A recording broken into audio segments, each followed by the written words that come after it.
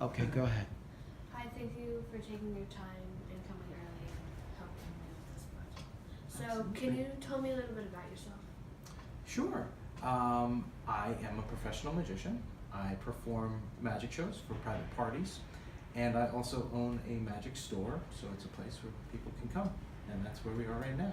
This is my shop. I've had this magic store for about 10 years now, but I started performing magic when I was 7, so that's, I can't do the math, it's a little early, but somewhere like 30-something years of practicing magic, not always as a performer, but yeah, now it's my full-time job. Where or when were you born? I was born in Vermont, so sort of a country life when I grew up with a lot of my friends on farms. I'm gonna see the Okay, I'm sorry for the interruption, but I have children too. So there's a little more information about me. I have a 5.5-year-old named Maisie and a 9-month-old daughter. Her name is Juniper. So Maisie loves doing magic. She performs when she can, and she just did a little magic show for our Thanksgiving party. So I didn't have to perform. Where did you grow up? I grew up in Vermont, and it was the southeast corner. Chester, Vermont is the name of the town. There are no magic stores or really a lot of magicians around at all. So I went to the library and I went to other magic shows that I could find and just learned as much as I could. What did you study in college? Theater, yeah. I always loved acting. Acting was a way, you could create a lot of things that were just different than normal life. And so whenever I wasn't doing a play, I would enjoy being able to do magic because that was sort of another way of creating some kind of like superpower, or magic was always sort of a neat way to stay creative. And theater is the same way. I'm also a musician. I play piano. So in college, I did take a lot of music classes, but yeah, my degree is in theater. Have you ever had another job other than this? Other than magic? Well, yeah, I mean, when I moved to New York City, I had a few different jobs, like a waiter. I worked for a casting company, so I kind of saw how the theater behind the scenes works, because all I had learned was acting and performing, and so that's sort of what made me want to be a magician, because I thought, oh, being a magician is sort of my own business, where when you're an actor, you're always working for somebody else, and that somebody else is always changing. So I said, boy, this is a little bit crazy of a life. Magic, it's all my control. So I think I started to go towards magic when I was in New York City. But I have been trying, when I was younger, I was trying to be a musician. So that was another job, but harder to make money as a musician. So magic was always more fun. Yes, and I have some questions about magic. What is Sure. your inspiration?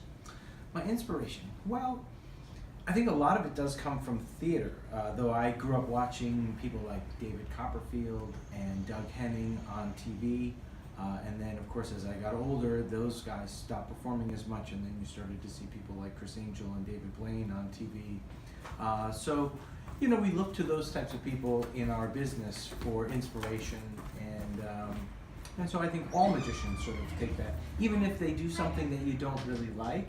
You always learn something. You say, oh wow, I don't really like the kind of magic that's very dangerous, like people swallow razor blades like Harry Houdini did. Not a trick I'm very interested in watching, so it's also not a trick I'm going to do to make other people have to watch that. So, but some magicians love that kind of weird stuff. So my inspirations have always been much more theatrical, like the people who are like David Copperfield, I think, who, I don't know if he's on, I have videos of him here. Oh, well, there's Harry Houdini right there, escaping the straitjacket, but he's an inspiration to everybody too. Who is your favorite magician? My favorite magician, well then I will go with David Copperfield, because he performs such a great magic show. His magic is unbelievable, and most of it very original to him, David Copperfield doesn't shop in my magic shop, unfortunately. So probably David Copperfield, yeah. When did you start being a magician? I saw my first magician when I was 7, and I'm sure like you, after you see a magician, you certainly have this interest and you look everywhere. So I went to the library and started learning magic tricks from books. I probably didn't even know a thing like a magic shop existed until I was even a little older. But yeah, 7 was my first time. I was a Cub Scout, so a magician came to our Cub Scout meeting, and I thought that was cool. When did you start your magic shows? Well, I probably got my first business card when I was about 10 or 11 years old, so it kind of became official then, which was kind of cool. I know one of my biggest shows, first shows, was when I was in 3rd grade. So that would make me like 8 or 9, probably about 9 years old then. And they had the whole school, which was not that many kids because it was Vermont, but the whole school was there. For me, it was exciting. And I did like every magic trick I knew, which was probably about 10 tricks. So the show was probably 10 minutes long. But that was, I remember those being, some of my first. And at the library where I was reading the books, they asked me to come and do some shows for the littler kids. So every once in a while, for like the story time, I would go and do a little magic show. So those were my first experiences. So I was pretty young. Yeah. Do you prefer performing for children or adults, and why? I like kids. I like performing for kids. My business is pretty much based around performing at birthday parties and family parties. Sometimes I'm at a wedding and where there's a lot of kids, so I can bring all the kids into a room and do a big magic show and make balloons and everything, so then the parents can enjoy the party and socialize. But a lot of times the parents will come and watch my show, and they tell me after the show, I had as much fun as the kids. It's so much fun. There's so many different things. In my show, I do a Houdini escape and an arm chopper and a snake that pops out of a basket. And so there's a lot of things that I think most adults would say, ooh, that sounds kind of neat. I'll go check that out. But I tell a lot of silly jokes and, really have a lot of funny things that happen throughout the show. So it's mainly for the kids. But I'm lucky. I think a lot of adults like to watch it too. But a lot of people just like magic. So. What is your favorite magic trick? Wow, that is always a tough question, being that I have so many different things. But if I had to pick one, it's so hard. Maybe my arm chopper.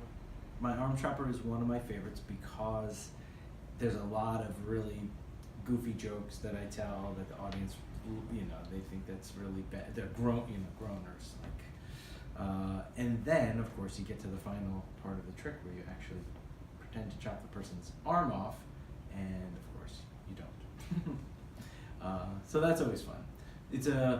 In my show, I call that the element of danger, and I try to do one trick in every show that has some feeling that it could be dangerous. Even if it's little kids, it wouldn't be anything that with a knife or fire or anything like that, but I like them to feel like, that excitement feeling. Like every movie has that feeling in it at one point where like the monster's coming or something. So my magic show, I like to have that same thing. So I think that's probably why it's my favorite. What is the difference between a magician and an illusionist?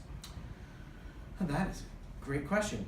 A magician tends to be a lot more casual. Like I mean, this is my opinion about the definition. A magician tends to be like an everyday item can suddenly turn magical.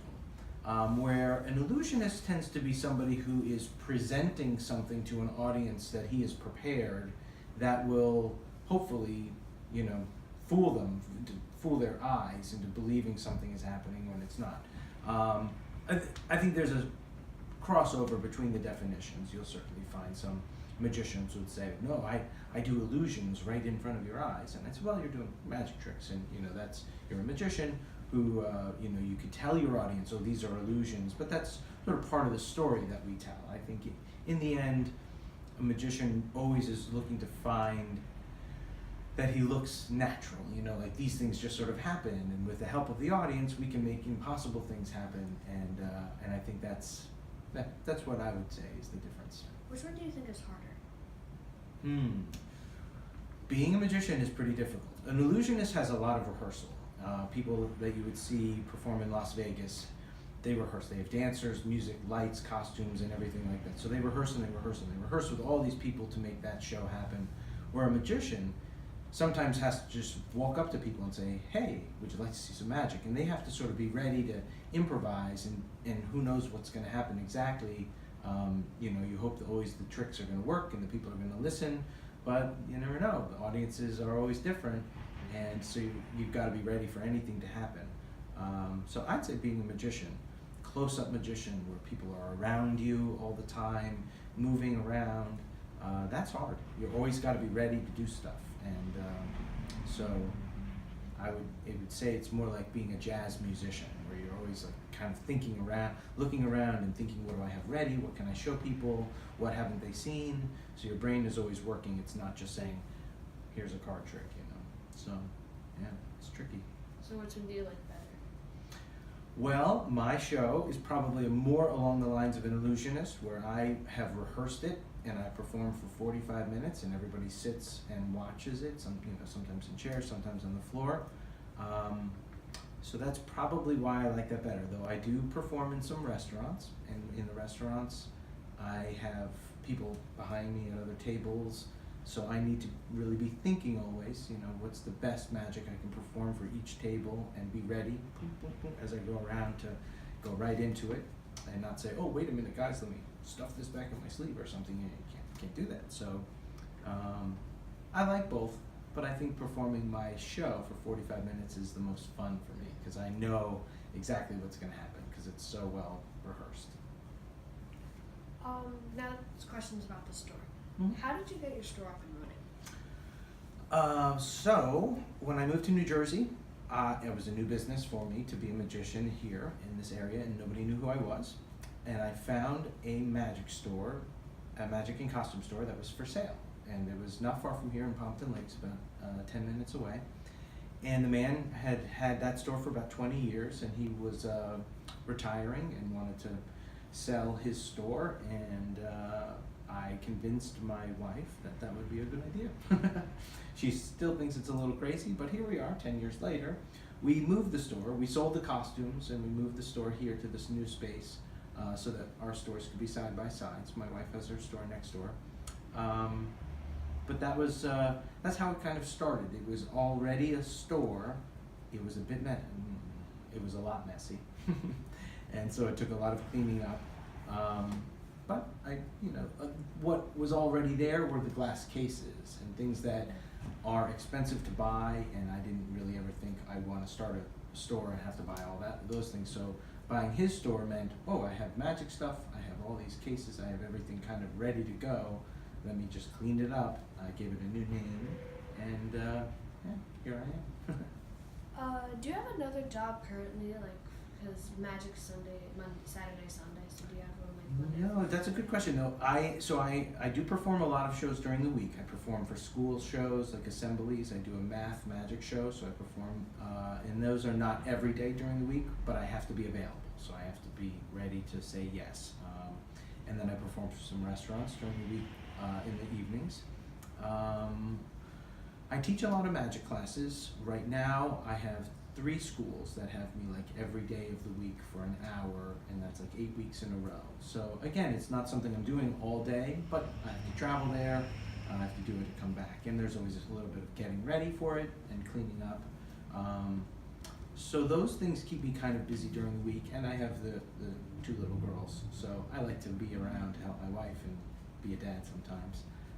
And then on the weekends, I am here when I can be, but if I'm out performing for parties, I do have a person who is a great friend and a great magician who keeps my shop open. So yeah, it's tricky. I got to keep everything going. So I do stay pretty busy, and that's all I do is magic. So this is the last question. What advice would you give to a young magician? Well, I say find magic that you like. There's a lot of different kinds of magic. So when people come in and they look at things that they want to buy and add to their show, I tell them, tell me what the things that you like to perform. Do you like to do magic where you're reading people's minds? Do you like card tricks or coin tricks? Or do you like big things because you think you're going to be in front of a big audience? Like, I want to show people things that they would like, because not every magic trick is perfect for every magician. Some magicians want to be very serious. So I'm not going to show them goofy tricks that have silly things that happen. But some magicians say, oh yeah, I go into hospitals and I perform for kids there, so just funny things are good. I don't even need to be good at magic. If I make mistakes, it's even better. I say, great, okay, let me show you funny things. So as you start to learn magic, you gotta kind of read about what different kinds of magic there are, and you learn about that and watch other magicians, and then the real secret is practice. Practicing. It's rehearsal helps you make all those mistakes, and once you feel like you can do it perfectly, then you take it out and you show it to a person or two who you trust, and say, does that look good? Do you like the way that looks? And did it look like magic? And if they say, well, I kind of saw this thing, and you say, okay, well, I'll practice it a little bit more, and then you show it to somebody else, and then you really start to feel like, oh, I'm good at this, Now you take it around and you show it to people everywhere you go, and then once you're really good, you add a new trick to it, and then you kind of keep on building those kinds of tricks that you're so comfortable with that you feel like, I'm a professional at this, and yeah, I think that's how you're going to learn. Thank you. My pleasure. Jordan, thank you so much for coming into the shop today, and I loved answering all these questions. It's fun to talk about it because it's unusual. Not a lot of people know magicians to be able to ask these kinds of questions, and I'm very lucky to be able to do magic because I think it's a fun business for me. It's fun to share with people, and it's also fun to teach people magic because I know that when people learn magic like yourself from me, they go off and they could show it to 100, 1,000 people, and they have now, helped magic sort of grow. And hopefully everybody's doing a good job, so everybody's like, wow, magicians are awesome, and not, oh, magicians are so dumb, so, but yeah, I'm so glad to be able to share magic in so many different ways, by teaching it, by performing it, by allowing people to come in here and watch it and buy things, so, yeah.